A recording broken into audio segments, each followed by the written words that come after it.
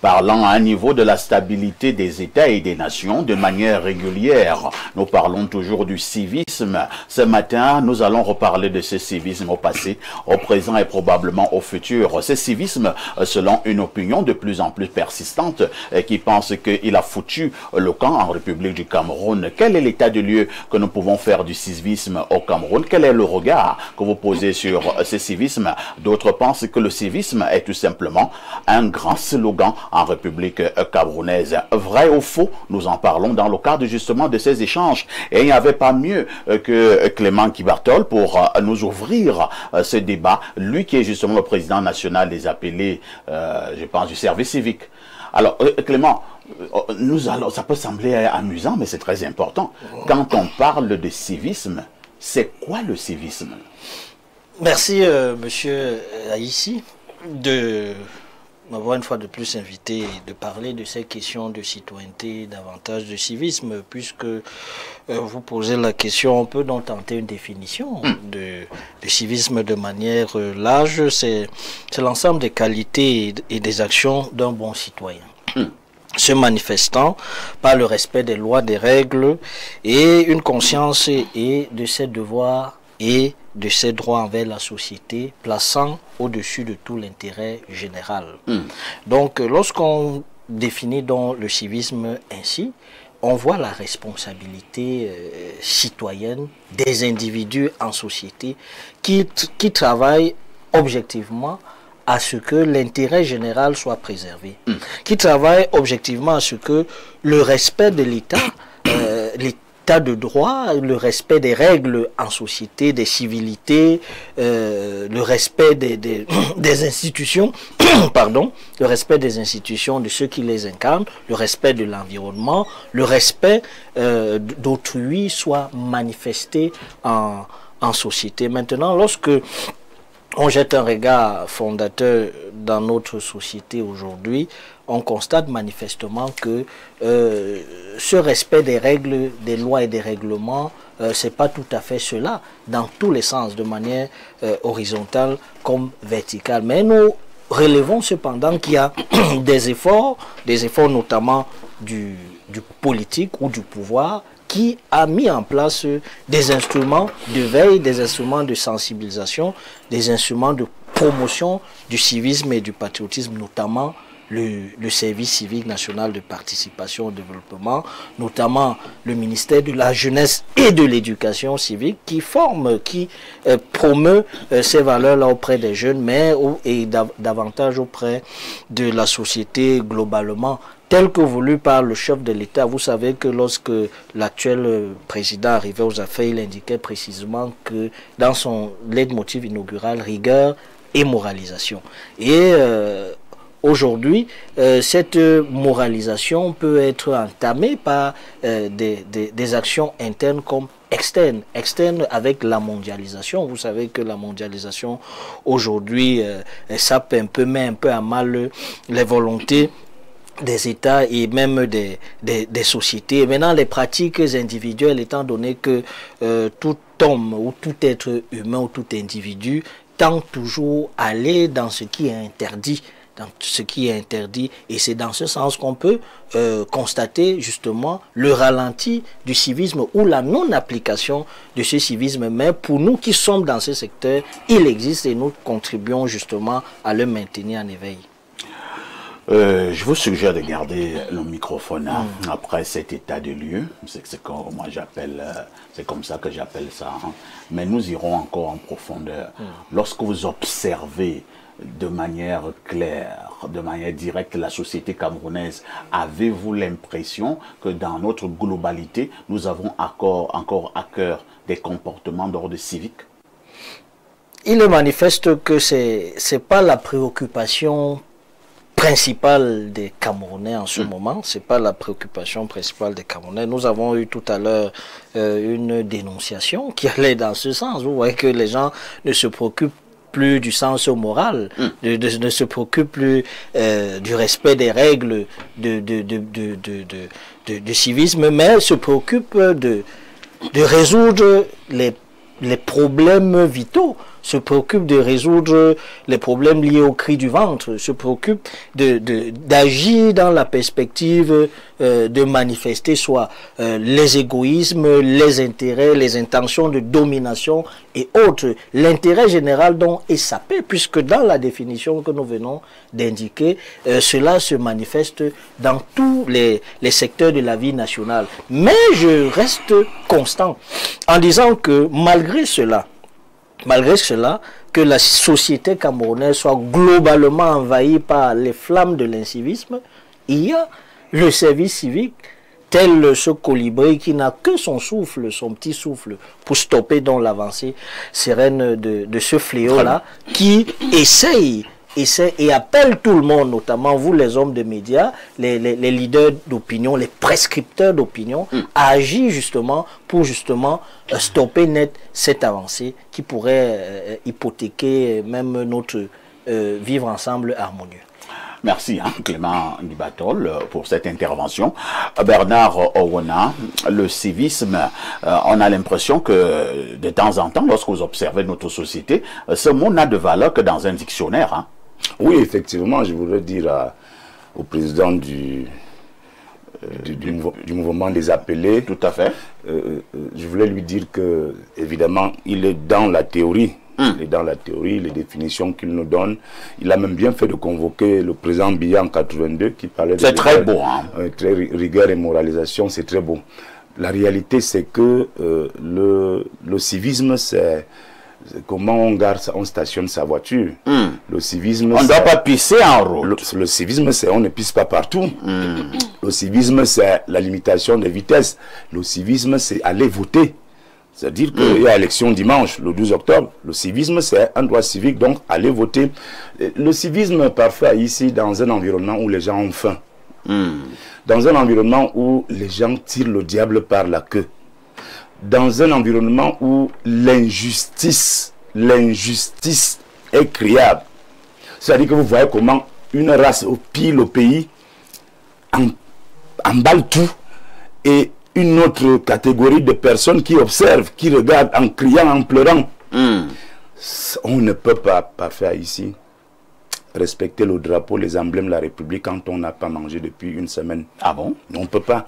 On ne peut pas. Ça, c'est la réalité du Cameroun. Le niveau de vie, la qualité de vie a un impact sur le civisme. Le civisme lui-même qui est synonyme de patriotisme.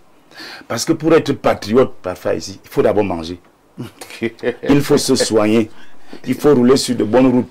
Si vous avez un État qui vous encercle avec les ordures, que l'État ne peut pas enlever pour que vous ayez un environnement sain, vous ne pouvez pas être dans le civisme dans ces conditions-là, puisque vous êtes en train d'être, j'allais dire, étouffé par un environnement qui devrait être travaillé, assaini par, comment j'appelle ça, par les gens qui ont la responsabilité de notre bien-être. Donc je pense que le civisme, c'est bien tel qu'il est défini dans le dictionnaire. Je pense que c'est une illusion dans nos sociétés aujourd'hui de penser que les gens vont faire dans un civisme de spectacle. Je peux dire ça parce que aujourd'hui on remarque que la plupart de nos dirigeants font de la levée des couleurs le lundi matin quelque chose, un exercice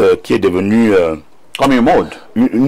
Bon, coutumier, pour moi je pense que c'est un exercice coutumier parce que j'ai même vu la semaine, il y a 2 semaines, on m'a dit que la madame Mireille Owona, qui est déléguée régionale des enseignements secondaires du centre, qui a présidé une cérémonie de levée de couleurs sous une pluie battante.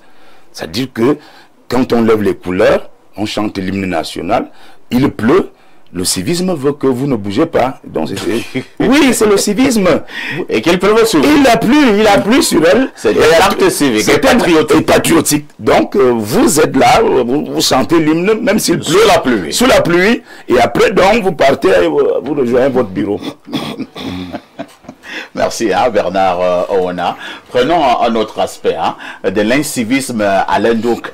Je pense que Clément l'a beaucoup martelé tout à l'heure. L'intérêt général. Oui, le fameux intérêt général. Quand vous observez quand même certains dirigeants, avez-vous l'impression qu'ils respectent l'intérêt général, qu'ils font montre d'intérêt général? Ah, ça, pour une question, c'en est une. Civisme et citoyens n'ont pas que leur première syllabe en commun. Le citoyen est au cœur du civisme. Et cela, justement, va du premier citoyen jusqu'au dernier dans la structure de la pyramide sociale. Chacun, à quelque niveau que ce soit, est responsable et le garant du respect d'un certain nombre de codes, d'usages, de civilité, à tous les niveaux que ce soit. Parce que la plupart du temps, on va toujours aller parler de civisme aux petites gens, sans justement interpeller l'aspect de ta question, hein? C'est-à-dire les plus hauts responsables. C'est là aussi où le civisme commence. La façon dont on mène dans le respect de l'intérêt commun les magistères qui nous sont confiés. Quand ça traîne beaucoup pour une requête, une procédure qui était supposée durer d'après ce qui est prévu 48 heures, est-ce que c'est encore civique pour toi le gouvernant, pour toi l'administrateur, pour toi le responsable? Ce n'est plus civique. Et en face de toi, pour cette action incivique, il y aura une réaction. Il ne faudra pas simplement que par la suite, quand il y a la réaction du citoyen, de l'usager, on vient de voir que ben, lui, il a eu un comportement incivique parce qu'il a été exaspéré. Parce que de l'autre côté, on n'a pas fait les choses selon les canons, et lui, on lui pointe un doigt accusateur. Il y a donc la problématique donc, de cette responsabilité collective dans la construction d'une atmosphère de civisme. Et le civisme, justement, englobe l'ensemble de la société. Parce que chacun des aspects de la vie sociale est concerné par le civisme. Parfait. Prends l'exemple aujourd'hui. Les plus triviales civilités manquent cruellement dans notre société. À notre époque, c'était dans les modules d'enseignement, il y avait un module appelé instruction civique. Aujourd'hui, les Camerounais on a commencé à appeler éducation civique par la suite. À la citoyenneté. Voilà, et à la citoyenneté par la suite. Alors, tu vas voir parfait, même on vous apprenait qu'il était important d'avoir des civilités. À l'époque, on nous apprenait que ben, vous ne devez pas saluer un aîné, hein, ou quelqu'un de plus élevé. Disons tendre la main en premier à un aîné. Il y avait tous les aspects. On ne sait pas dire bonjour aujourd'hui. Est-ce que vous savez que les Camerounais ne savent pas dire bonjour? C'est-à-dire que vous... Parfois, tu lui dis bonjour, l'autre répond, on a un problème. Voilà. Donc, c'est grave, ça va de cette petite chose. Il a faim. Il a faim. Tu vois? Pourquoi il a faim? C'est la bonne question. Pourquoi on n'assure pas le plus basique? Tu vois, parfait à poser la problématique de la responsabilité générale pour qu'il y ait une atmosphère de civisme. Et il ne faut pas confondre le civisme à ce que tu parlais là, parce qu'il y a des rituels de la République qui tendent à vouer une espèce de culte à la République. Et là, maintenant, pour poser ça philosophiquement, pour voir si ça tient la route. Parce que le fait, je ne sais pas moi, si vous êtes malade, d'être là, parce que par exigence dans certains civismes, on dit que non, vous devez être là. Respect des emblèmes de la République. Respect des emblèmes. Respect des emblèmes. Vous tombez dessus pendant tout ce temps. Quand vous allez mourir là de cette imposition, je ne suis pas sûr que c'est civique ce qui aurait été orchestré. Donc moi, je suis toujours très nuancé sur les problématiques autour de ce que j'ai fini par appeler l'étatisme. Il ne faut pas non plus qu'on arrive là à ce culte de l'État. Non, ça commence au plus petit niveau. Comment je gère mes rapports avec le voisin? Comment en tant que responsable je gère l'usager qui arrive? Elle est là, elle est au téléphone. Pendant que le citoyen là, il veut un service au niveau d'une administration publique. C'est irrespectueux. Elle joue au Zuma. C'est respectueux ça? D'autres même faisaient l'amour dans le bureau. Ah ben on dit que c'est très grave ces derniers temps. Je ne sais pas si c'est ces derniers temps ou si c'est ces derniers temps. On dit qu'il ne faut pas aller dans nos couloirs après 18 heures ces derniers temps. Oh, le service public est supposé être terminé depuis 15h30. Est-ce que c'est très moral ça? C'est très civique? J'en sais rien. Donc autant de choses, c'est tous les aspects de la vie. Nous allons enquêter. Parfait, comment on se parle là pendant qu'on conduit? Est-ce qu'on respecte le code de la route? Comment je parle aux autres usagers? Voilà, c'est tout ça. Nous parlons du civisme, nous avons même parlé des hauts dirigeants. Mais Astrid, est-ce que le civisme n'est qu'une affaire de hauts dirigeants? Même à notre niveau, vous voyez un monsieur, il gare sa moto et sort son affaire de son pantalon et il commence à pisser. Entre-temps, les enfants passent. Et les enfants, ils ont 8 ans, 9 ans. Ils voient comment le monsieur pisse et il remonte sur sa moto. Une autre femme au coin de la route qui soulève son cabas et commence à pisser. Tout le monde passe. Entre-temps, l'hymne national. Nous, on nous a appris à chanter l'hymne national, hein, Astrid, au Cameroun, berceau de nos ancêtres. Si nous faisons un test aujourd'hui au Cameroun, sur 100 Camerounais, combien peuvent chanter normalement l'hymne national? J'en doute fort. Est-ce que ça ne montre pas que le Cameroun a un sérieux problème de civisme? Parfait, je vais répondre de manière brève. C'est une question d'éducation de base. Parce que on n'a pas besoin d'être haut placé ou à une catégorie beaucoup plus inférieure de la société, comme certains appellent certaines castes inférieures, pour avoir le savoir-vivre, le savoir-faire, le respect des normes. Tout part de l'éducation de base. Si tu as été mal éduqué, moi j'ai été éduqué de telle sorte que si j'ai un, comment on appelle ça, un déchet, peut-être si je venais de manger, j'ai un petit peu de plastique, tant que je ne vois pas une poubelle, je tiens cela dans ma main. Ça c'est le civisme. Je tiens cela dans ma main jusqu'à ce que je trouve un bac à ordures. C'est comme ça dans ma tête. S'il faut traverser la route, j'attends que les feux de signalisation me signalent que je peux déjà traverser. Et vous regardez à gauche et, vous regardez à droite. Même si je suis sur le passage clouté, bien qu'il y ait des exceptions qui confirment la règle, je ne suis pas experte sur en matière de conduite, mais il me semble que lorsqu'un piéton est sur le passage clouté, il a la priorité. Mais moi, je préfère prendre toutes ces mesures. On n'a pas besoin, c'est où je voulais en venir sur la question de Bernard. Sur le propos de Bernard en disant que les gens ont faim. C'est pas une question de faim. Tu n'as pas besoin d'avoir faim pour c'est une question d'éducation. Ce n'est pas parce que vous avez faim que vous ne devez plus respecter l'hymne national ou le drapeau. Ou le drapeau. Quand on a faim, on doit essuyer ses pieds avec le drapeau. La preuve, même si tu n'as pas faim, qu'est-ce que ça va changer? Qu'est-ce que cela va changer? Je vais prendre le cas de certains corps de métier que je préfère m'abstenir de citer sur la voie publique. Ceux-là, c'est-à-dire qu'on dirait que c'est leur chambre.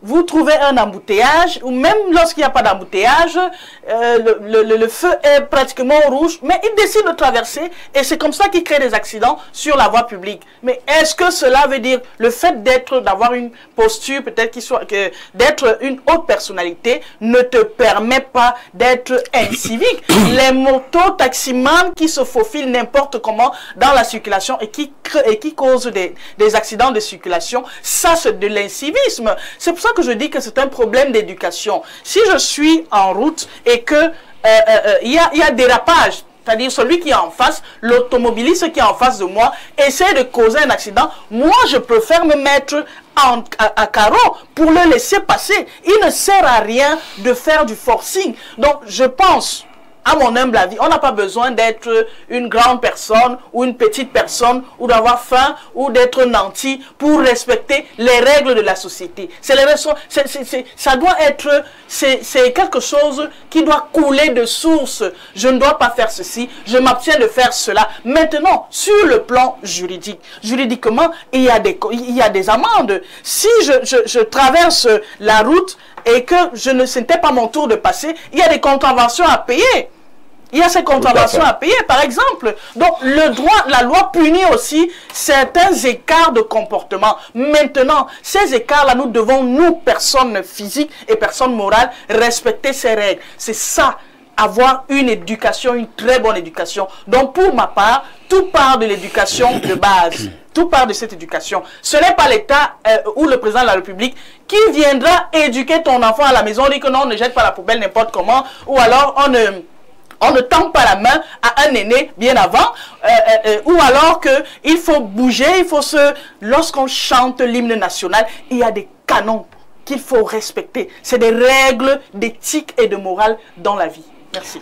Merci, Astrid, pour ce qui peut s'apparenter à une plaidoirie.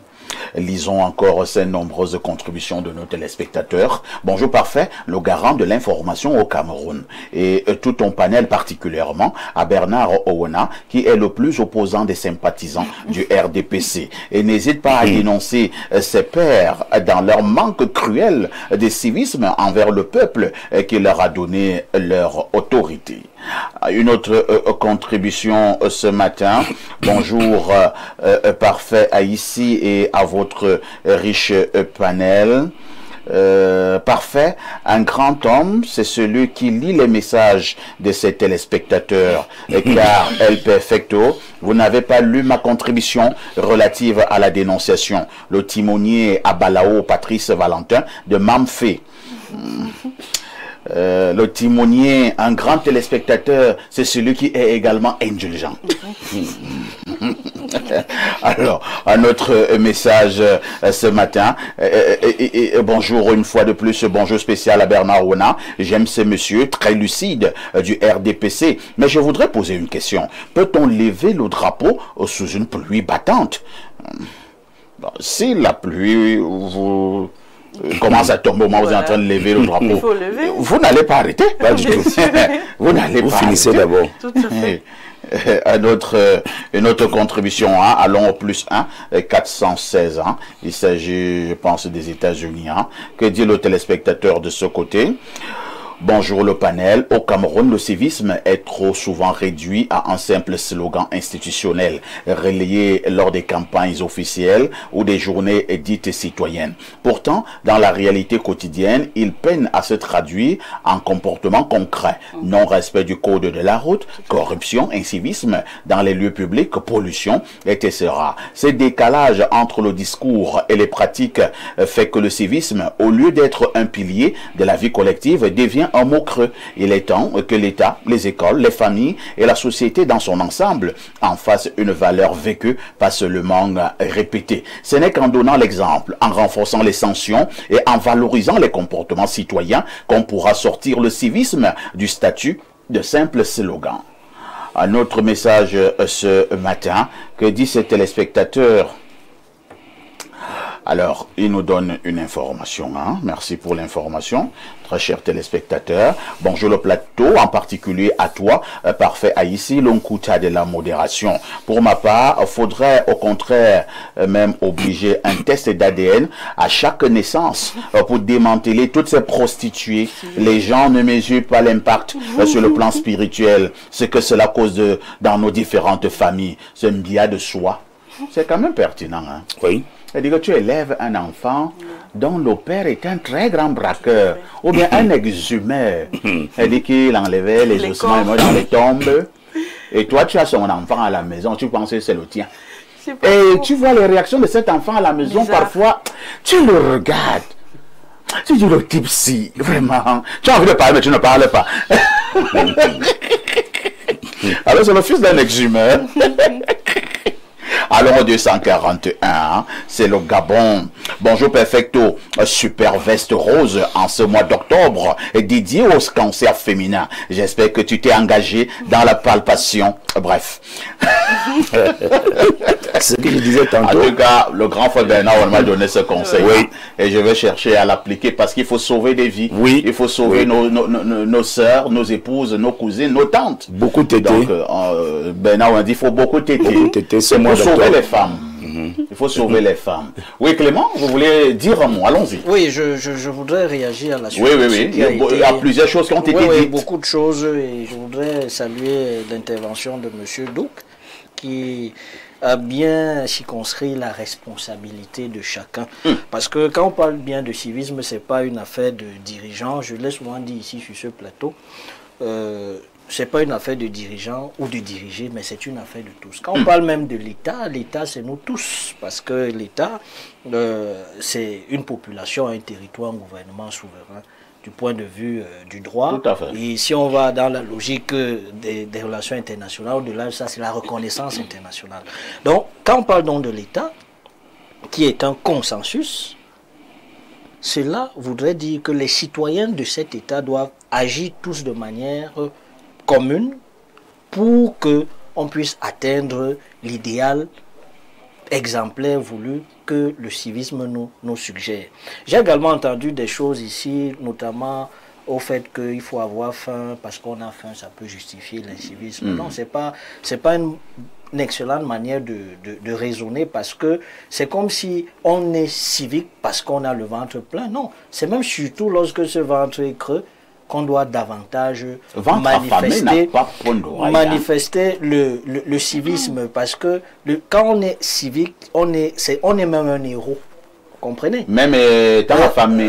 Bien sûr, parce que le civisme, et avec ce qui a été dit ici, on parle des symboles et des emblèmes, cela fait partie des liturgies d'un État, le symbolisme étatique, le symbolisme qui permet justement de rappeler l'identité racine de chaque, ou la logique sociale de chaque nation, puisque l'État-nation ou la nation-État, cela permet justement de régler les problèmes d'intérêt général. Lorsqu'on est donc nanti de toutes ces informations-là, on corrige ces comportements en société. J'ai davantage entendu dire qu'un cérémonial de levée de couleurs se serait fait. Vous savez que c'est nous qui avons initié la campagne nationale de revalorisation des symboles et des emblèmes nationaux face à le drapeau, ayant constaté toutes les dérives que je me réserve de citer ici. Récemment encore, nous avons lancé la phase 2 dans le sens du respect de l'hymne, l'exécution parfaite de l'hymne national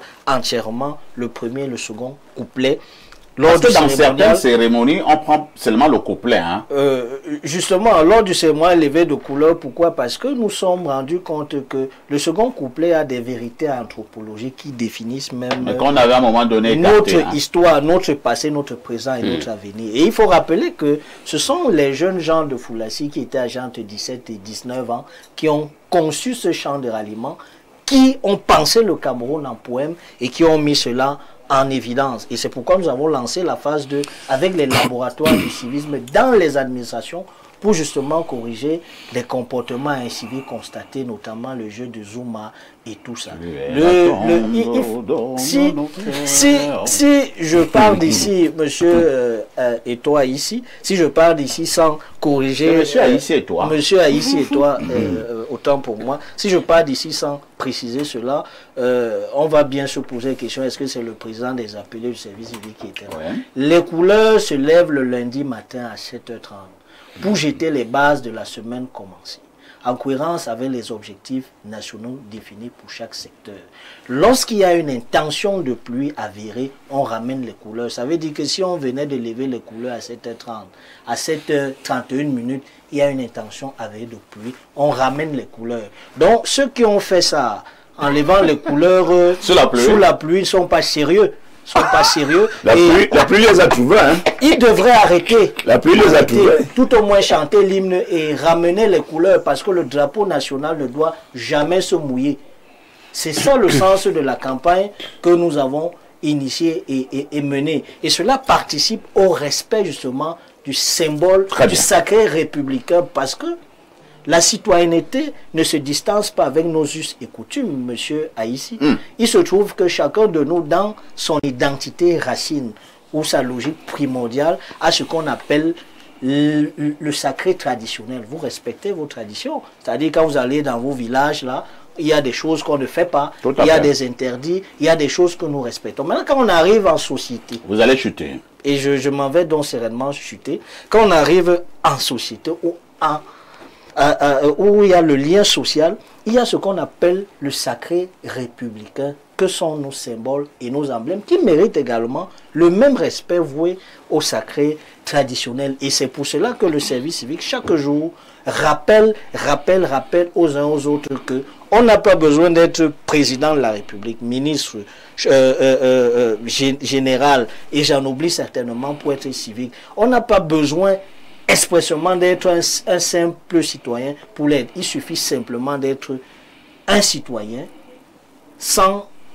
quelles que soient les casquettes qu'on peut se flatter d'avoir dans la vie, mais d'être respectueux du civisme qui est nécessaire pour l'application et ce dans les faits de l'intérêt général qui est nécessaire même pour notre développement et notre émergence.